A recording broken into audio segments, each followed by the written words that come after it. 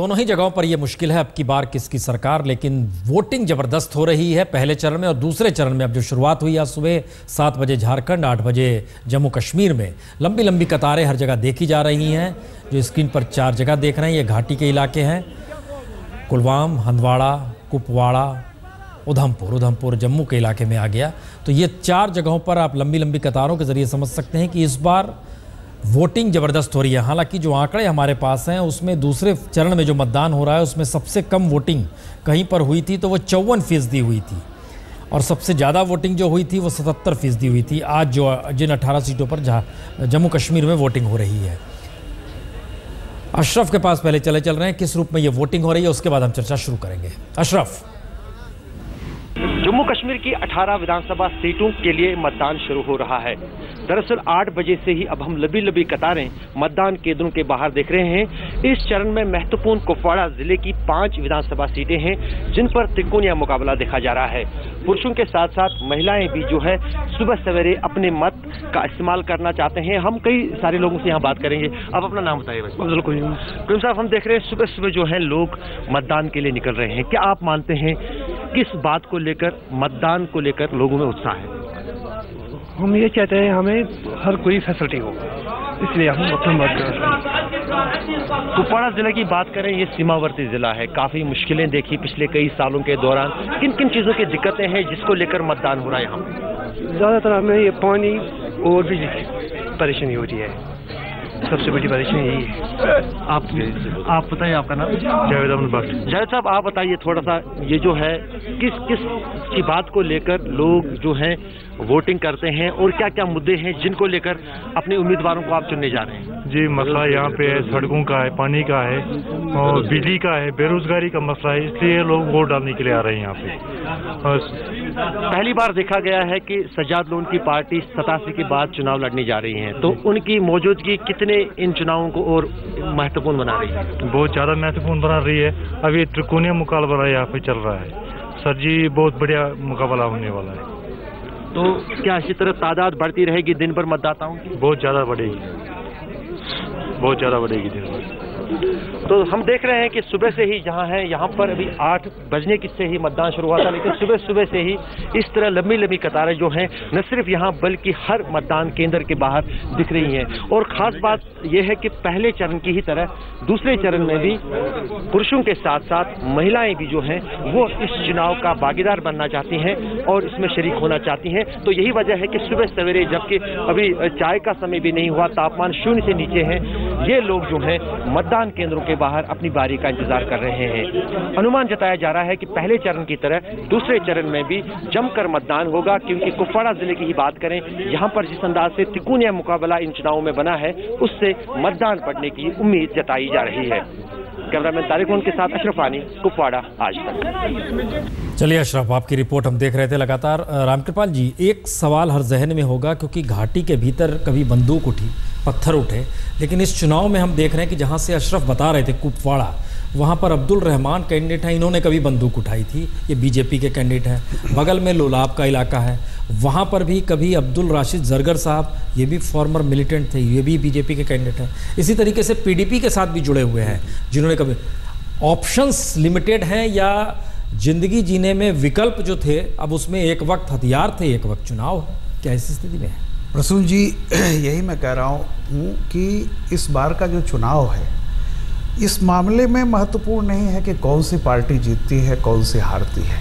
महत्वपूर्ण ये है कि हमारा जो एक तरह से जो सागर माथा है, हिंदुस्तान का जो ब्रेन आप कहिए, सिर जो कहिए, वहाँ पे ये मुझे लग रहा है कि अब मेजॉरिटी ने ये मान लिया है कि लोकतंत्र की मुख्य धारा ही हमारे जीवन का अभिन्न और किसी भी तरह के फैसले या वो समझौता या हल का एक ही विकल्प है, लोकतंत्र।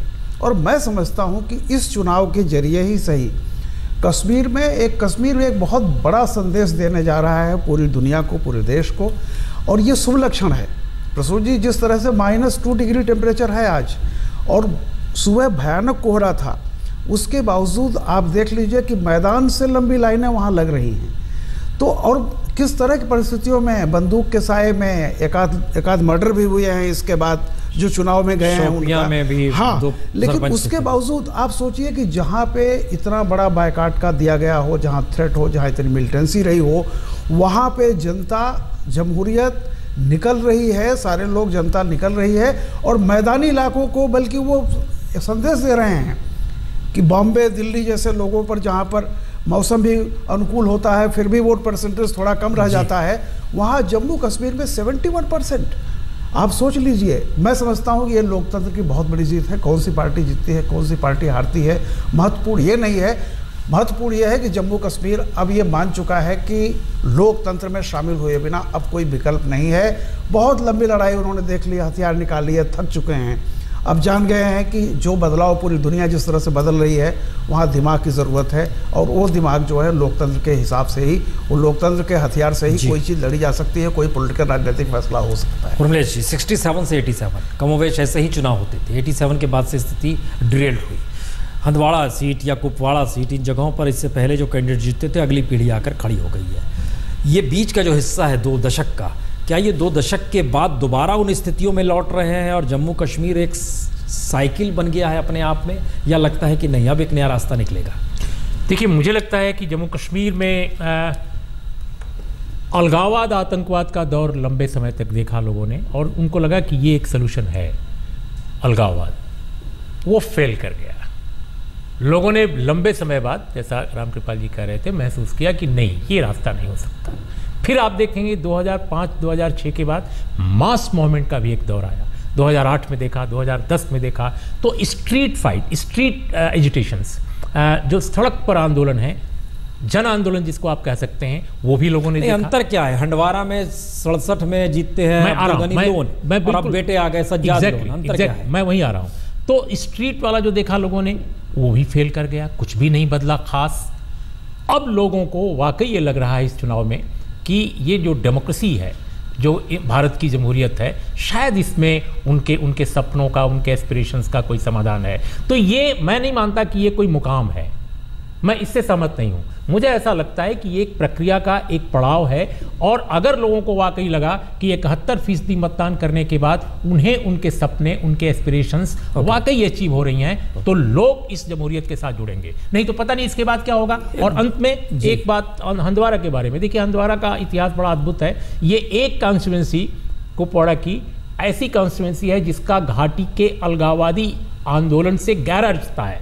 1983 में यहाँ अब्दुल गनी लोन चुनाव जीत रहे थे, बुरी तरह जीत रहे थे, बहुत भारी बहुमत से। अंत में जब परिणाम निकला तो 10 वोट से उनको हरा दिया गया और जो सज्जन हराए वो फिर 1987 के चुनाव में उनके खिलाफ खड़े हुए रमजान साहब, और फिर वो 430 वोट से, जिस चुनाव को कहा जाता है कि घाटी का सबसे रिग्ड इलेक्शन, सबसे फर्जी चुनाव, उस 1987 के चुनाव में रमजान साहब फिर 430 वोट से जीत गए। और उस वक्त न केवल कुपवाड़ा में, पूरी घाटी में अब्दुल गनी लोन अपने ढंग के अनोखे नेता थे। वो लेफ्ट लीनिंग भी हल्की सी थी। वो लैंड रिफॉर्म्स जो शेख अब्दुल्ला ने किया था 1948-49 के दौरान में, उसके बहुत पक्के समर्थक भी थे, लेकिन साथ में शेख से नाराज भी थे। और जब उन्होंने हार गए चुनाव, अंत में अलगाववाद की उन्होंने डगर पकड़ी। 1993 में जब हुर्रियत कॉन्फ्रेंस का गठन हुआ तो अब्दुल गनी लोन, सैयद अली शाह गिलानी और मीर वैज उमर फारूक वगैरह सबके साथ मिलकर के वो एक प्रवक्ता के तौर पे उभर कर आए अलगाववादी आंदोलन के।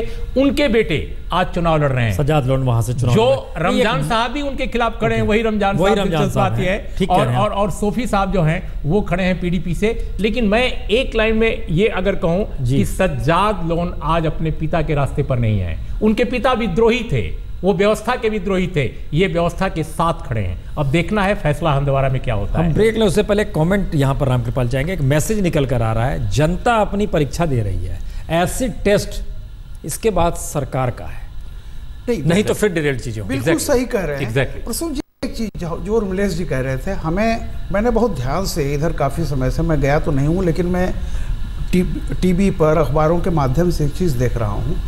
हमें ये नहीं भूलना चाहिए कि नरसिंह राव ने जो 90s के दशक में पहला उन्होंने काम किया कि आर्थिक मोर्चों पर आइडियोलॉजिकल जो बहस थी, पूंजीवाद और समाजवाद, उसको उन्होंने ध्वस्त कर दिया।